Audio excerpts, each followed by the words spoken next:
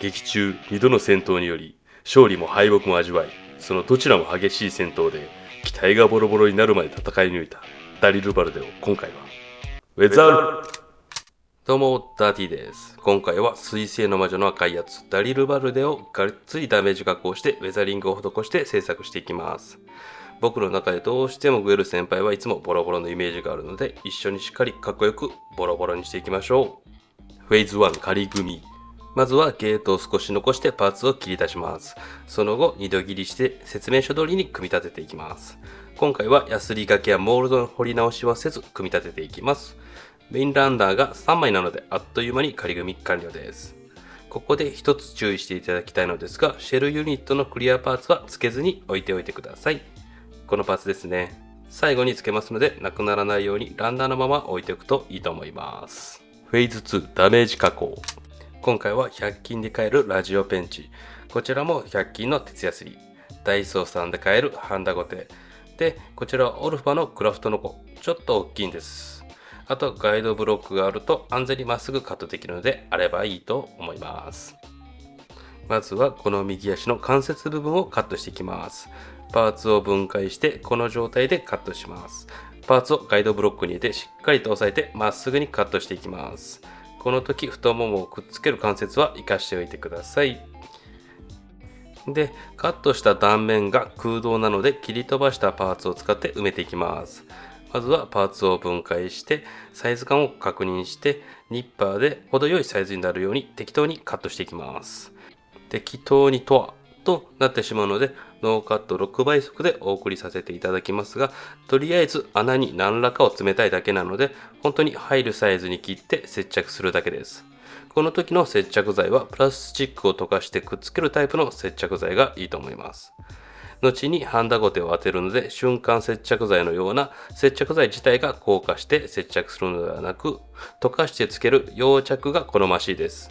使用しているのはタミヤセメントの流し込みタイプの速乾で10秒もせず固まります。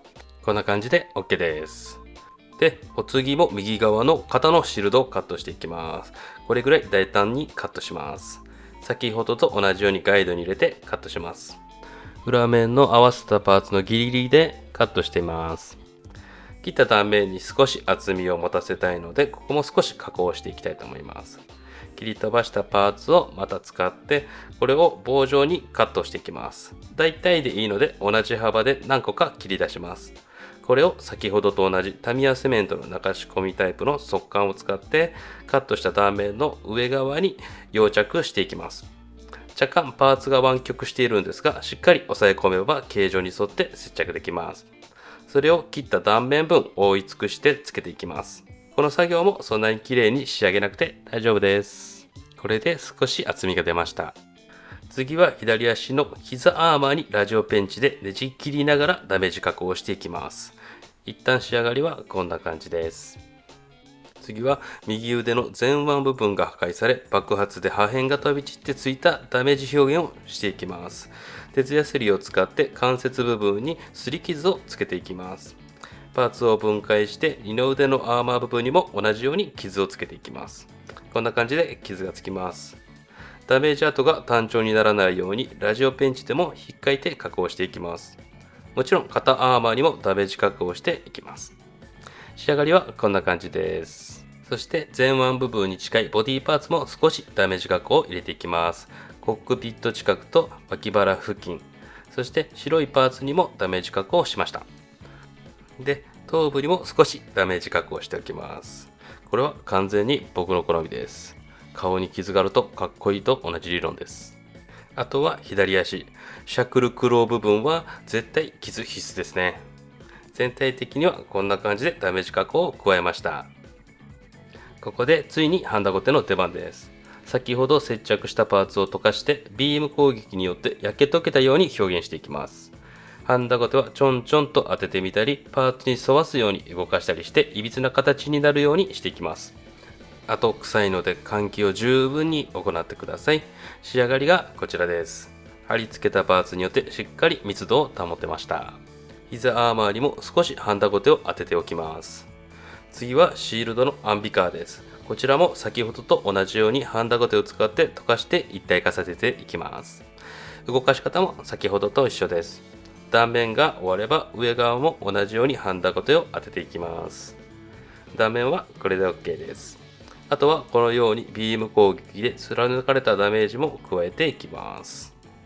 ハンダゴテで円形を描いて溶かしていきます。貫通なので反対側にも同じようにしています。少し角度をつけて斜めにビーム攻撃を食らったように位置を変えています。穴自体はそこまで大きくせず、その周りも溶かして荒らしていきます。こんな感じの仕上がりです。もう一つのシールドにも同じ加工をしておきます。これでようやくダメージ加工完了です。フェーズ3部分塗装。ダリルバルデには何箇所も黒のポイントがあるので、そちらを塗っていきたいと思います。説明書の設定画を参考にしていきます。基本色のブラックを使って塗っていきます。筆でアバウトでいいので塗っていきます。塗り終えればはみ出した箇所を溶剤を含ませた綿棒で拭き取っていきます。上側が拭き取り後ですね。アバウトに塗っても拭き取れば簡単です。あとはダメージ加工した部分にも黒を塗っていきます。全体をしっかり真っ黒に塗り上げましょう。こんな感じに真っ黒にしておきます。その他のダメージ部分にもしっかり黒を塗っておきます。次は蛍光のイエローとグリーンを塗っていきます。イエローはこの目の上の部分にだけ使います。はみ出してもいいのでしっかりと塗料が乗るように塗っていきましょう。100均でちっちゃいブラックライトが買えるので、それを当ててしっかり塗れていくか確認をするのもいいと思います。下の部分は蛍光グリーンを塗っていきます。上のイエローにつかないようにだけ注意しましょう。こんな感じでうまく塗れました。次はシールにあるこのシェルユニットの部分を蛍光グリーンで塗装していきます。こんな感じで各部分グリーンに塗りつぶしておきましょう。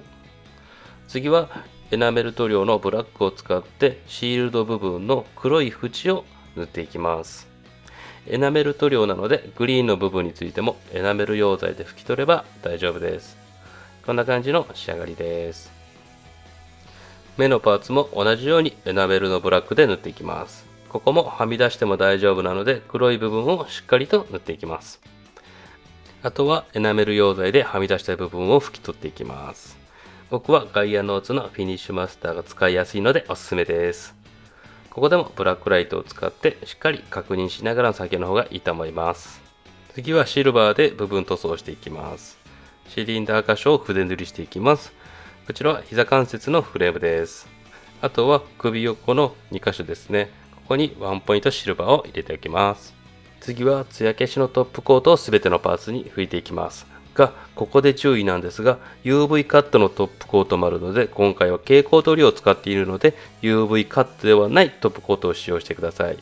光らなくなるわけではないのですが、波長をカットしてしまうので光り方が変わってしまうのでご注意を。そして艶消しのトップコートを拭いた後にこのシェルユニットのシールを貼っていくのですが、グリーンの部分をカットしていきます。ここはいい方法が思いつかず、結論は気合しかないです。仕上がりはこんな感じです。で、貼り付け後です。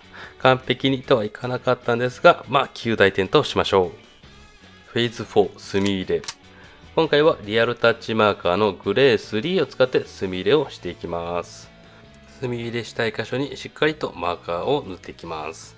で、こういう造形のモールドだとタガネなどで彫り直さないとまずうまく墨入れできない箇所ですよね。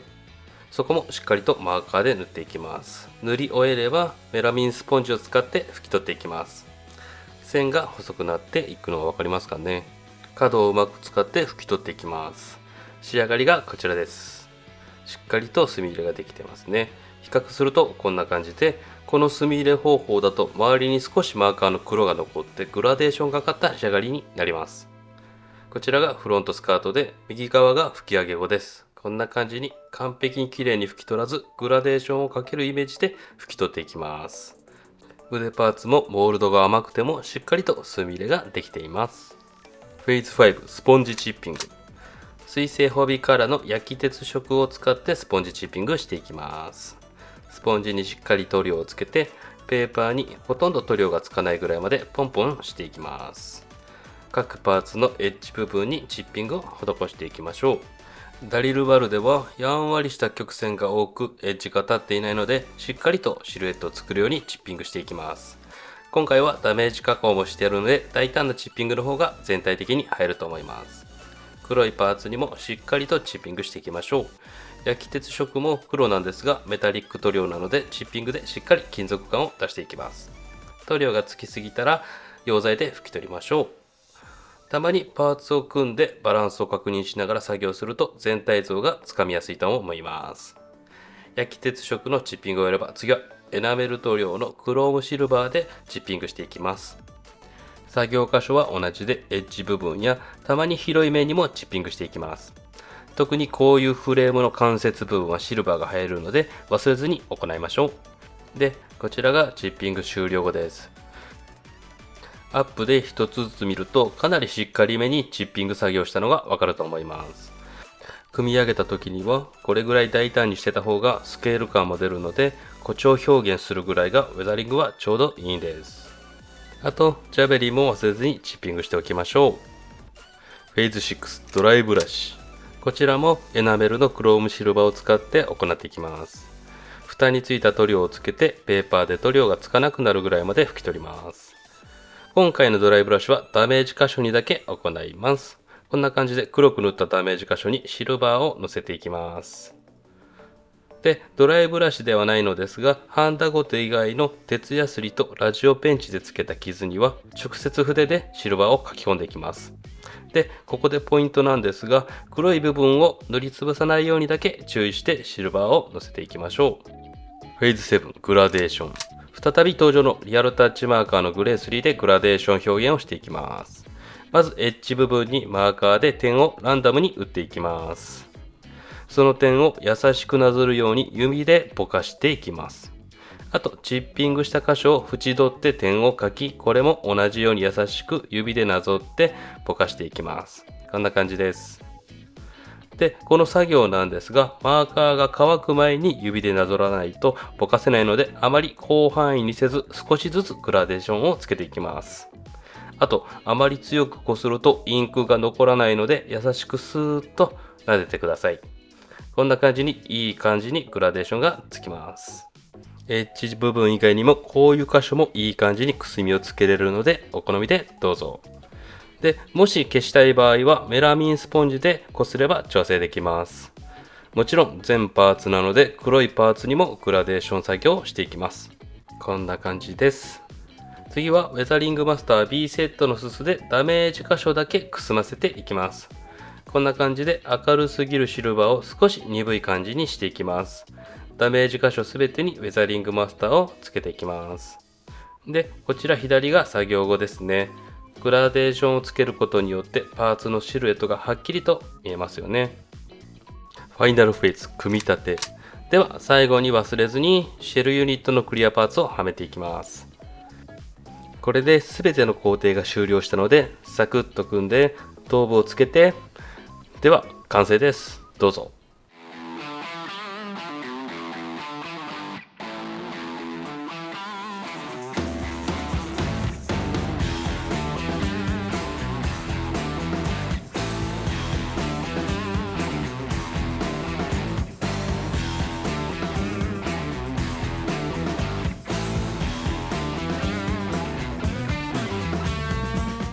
では比較です。今回はパーツ一つずつ丁寧に作業し、チッピングやグラデーションによってやんわりした曲線の多いダリルバルデをパキッとしたシルエットに見えるように仕上げました。もともとがマッシブな印象のデザインなので、しっかりとダメージ加工や金属表現することでより鈍重な感じになったと思います。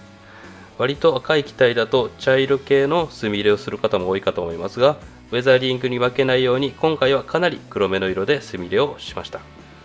アップで見ていきましょう。